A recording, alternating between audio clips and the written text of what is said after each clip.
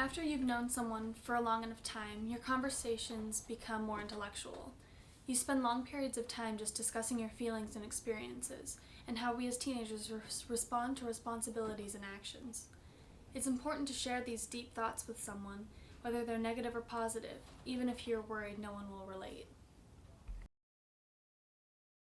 Sonder is the realization that each passerby has a life as vivid and complex as your own. Everyone feels Sonder in one way or another at some point in their life. For most people, Sonder is accompanied with another emotion, like longing, euphoria, empathy. I remember I was on a long car ride with my family going to the beach, and it was just a really dreary, sad day. Like, you'd expect Tom York to be like moaning and, I don't know, just singing in the background. And we were all kind of in our own zones and just like, we can't wait to get to the beach. And I looked out the window and this car passes us, and hooked to the license plate cover was just like neon green, just a ball sack, just a neon green ball sack. And it was really embarrassing and kind of annoying and just awkward, especially because my grandpa was in the front seat and it was just weird. And so I just started, I guess, judging whoever the person was, and I didn't know who they were at all. And but I kept thinking like, oh, they must think they're so hilarious. Like, they're probably wearing like a tap out shirt and like have black ice air freshener in their car or whatever. Like, I had this whole idea. And then we finally passed them, and I looked over expecting to see what I had in my head of what they looked like, and I saw something completely different, really. It was a couple, I'm guessing in college, and they were just like laughing their asses off, having the best time ever.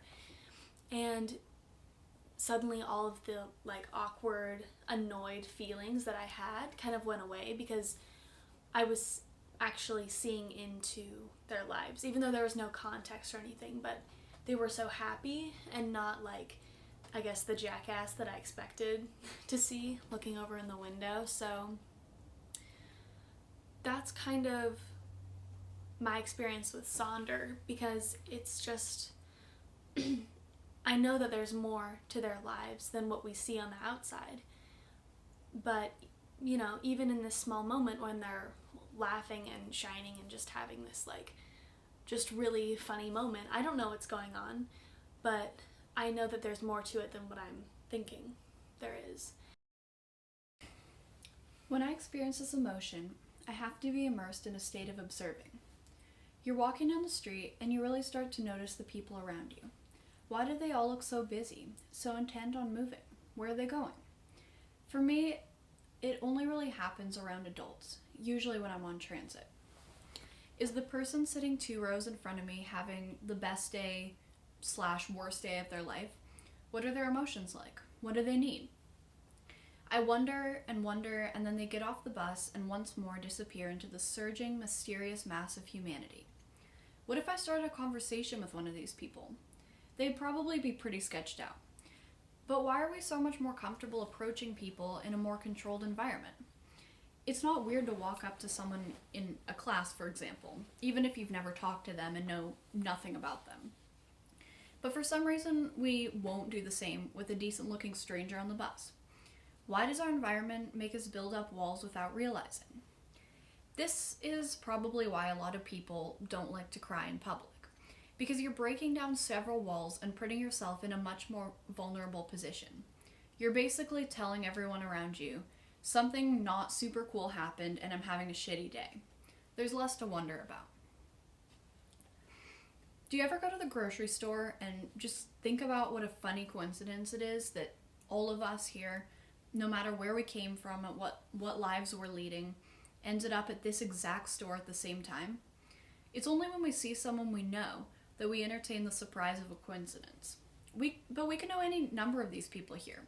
We may even share some common interests. but we will probably not speak to one another and will move on to the next store with a new mass of people.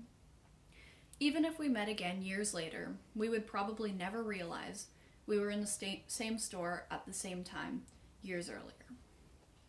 So obviously we can't meet every single person who crosses our path, and even if we could, we probably wouldn't want to. But there are those few people that we see in our neighborhood, at the coffee shop, on the bus, who are so intriguing that we actually want to know them. But maybe part of the appeal is in not knowing them. Maybe it's better to let them remain shrouded in mystery, because once we know them, we will begin to see them as just another mundane human like us. That's the curious thing about strangers. They will always be complete strangers until we meet them. And you know what's even curiouser? I, too, am just another stranger on the bus. So,